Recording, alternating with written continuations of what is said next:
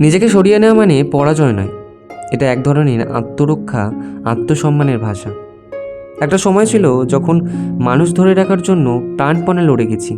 মনে হতো যার সঙ্গে সম্পর্ক, বন্ধুত্ব, আত্মীয়তা বা ভালোবাসা, তাকে হারানো মানে জীবনের একটা টুকরো হারিয়ে ফেলা। তাই চুপ করে সহ্য করতাম, গুরুত্ব না পেলেও পাশে থাকতাম, বুঝেও না বোঝার ভান করতাম। ভাবতাম হয়তো একদিন বুঝবে আমার দেওয়া সময়, ভালোবাসা, উপস্থিতির মূল্য। কিন্তু সময় শিখিয়েছে, কেউ যদি তোমাকে সত্যিই চায় তাহলে তোমাকে ধরে রাখার চেষ্টা সে করবেই।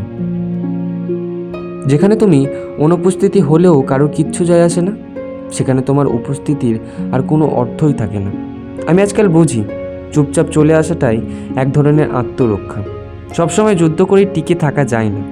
অনেক সময় নিজেকে সরিয়ে নেওয়াটাই সবথেকে সাহসী সিদ্ধান্ত হয়ে দাঁড়ায়। কারণ গুরুত্ব চাওয়ার মধ্যে কোনো ভুল নেই।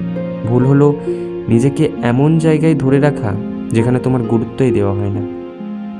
অনেক সময় সম্পর্কে আমরা শুধু অভ্যস্ত হয়ে পড়ি। তাদের মধ্যে মনের বন্ধন নয়, শুধুমাত্র অভ্যেসের শিকল।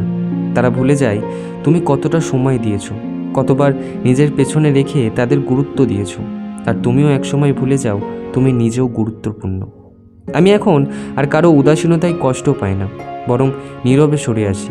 কারণ মুখ দেখিয়ে থাকাটা, ভালোবাসাহীন উপস্থিতি ধরে রাখাটা আমার আত্মসম্মানের বিরুদ্ধে কাজ করে। কেউ কেউ ভাবে চলে আসা মানে দুর্বলতা, কিন্তু তারা বোঝে না এই চলে আসার পেছনে কত রাত না ঘুমিয়ে থাকা, কত নিজেকে প্রশ্ন করা, কত অশ্রু, কত অনুভূতির মৃত্যু লুকিয়ে আছে। এখন আমি যদি কাউকে ছেড়ে আসি, সেটা অপমান নয়, বরং নিজের প্রতি একটা গভীর ভালোবাসার বহিঃপ্রকাশ। আমি শিখেছি নিজেকে ভালোবাসতে শিখলে আর কেউ তোমাকে অবহেলা করতে পারে না। কারণ তখন তুমি জানো কে তোমার জন্য আর কার জন্য তুমি শুধু অপশান। এই সরে আসা, এই চুপ করে চলে যাওয়া, এটা কোনো নাটক নয়। এটা অনেক অভিজ্ঞতার ফল, অনেক চোখের পানি শুকিয়ে যাওয়ার পর তৈরি হওয়া এক শক্তি, যার নাম নিজেকে ভালোবাসি, নিজেকে ভালোবাসা।